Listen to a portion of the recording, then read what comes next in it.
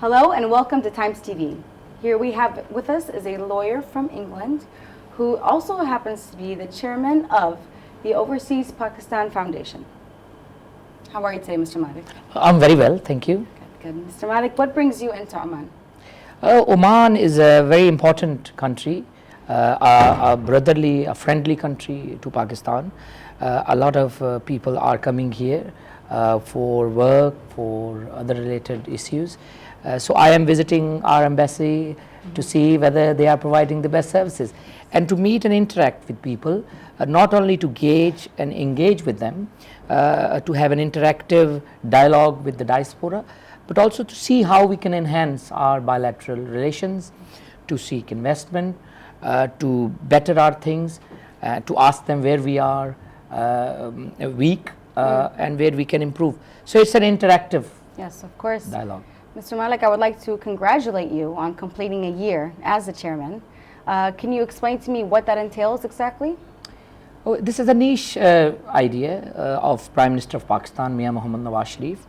He accords high priority to the welfare of expats, who are 8 million in number, and around 250 plus are in Oman. And that's why he took a role model on the board of governors, people from America, UK, Gulf, and Far East Asia. And then he allows them to elect somebody amongst them. So I was the fortunate one to head this policy making body, first of its kind, and otherwise in last 36 years only the ministers were the chairman of the board of governors. So Prime Minister took this on, and then we took it as a challenge. We firstly engaged to reform the whole body, then we went to the diaspora. So each station we went and visited them, visited the consular services, met the ambassadors, took their reports, meet the diaspora, and then reported back to the Prime Minister and the board to see what we can do to aid and assist to address their grievances, how we can better our services, how we can raise the image of the country, and how we can promote better working understanding and relations with the host country, how they can remain peacefully in that country without disturbing peace, how they can remain law abiding, confined to the parameters of law, and how they can contribute in order to strengthen the bilateral relations between both states, the visiting and the host. And as Oman is one of the third best country in the list of the expats, where people are going and working, and the relation is very strong. So I just thought to visit Oman as well. Very good. Mr. Malik, as I understand, it's easier for Pakistanis living in the GCC to somewhat adapt when they come back to Pakistan. What are some similarities that the two cultures have? I think we have a rich culture and religious values. The GCC countries, especially Oman, we enjoy very good bilateral relations. People come to Oman and they feel at home, so as in other GCC countries. And people who are visiting from the strength of the airlines, you can imagine the way competitive rates are offered. This indicate that people love to come and work, and also love to go back and meet their folks. We are trying to set up the facilitation desks at all airports. We are reforming the whole online complaint system so that people can use their phones and lodge a complaint if they find any issues with the airline, with the desks at the Pakistani airports, if they have any issues with the embassies. So we are giving them an opportunity. So they share with us. We take it on a welfare committee, and we try to reform it by putting recommendations to the board. So it's an early area of reinventing the whole thing, but it's working very well. In the whole 1 year, we have almost mapped the half of our territory, the jurisdiction. We have visited UK, we visited UAE, Saudi Arabia, 5 countries in Europe, and we are visiting Bahrain, Kuwait, and Doha, and then going to America.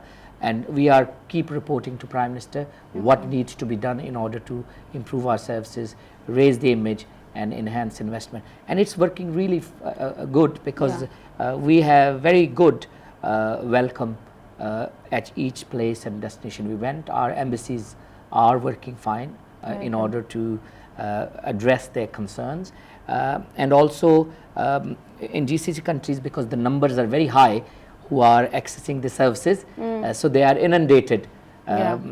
Some places short-staffed. So these things will be highlighted, and we'll take it back to our board and the Prime Minister of Pakistan, and some of the issues will be cleared very quickly. Some of the issues will take a policy decision. Yeah, of course. There are a few myths, in fact, around the GCC area, that most of the Pakistanis that come in to, for example, Oman, are blue-collar workers. Now, I am very sure and very keen that we have more people with, for example, expertise coming in. Would you be able to elaborate more on that? What we can expect? You're right. I mean, transport and construction industry take the maximum load, but we have a brain coming here to work and invest their skills. We have set up at the Overseas Pakistani Foundation and the Overseas Pakistani Advisory Council. We are taking role models from each countries on that initiative, so that we interact with them and seek enhancement of skills and experience. Pakistan exports manpower to United States, Canada. A lot of doctors go there.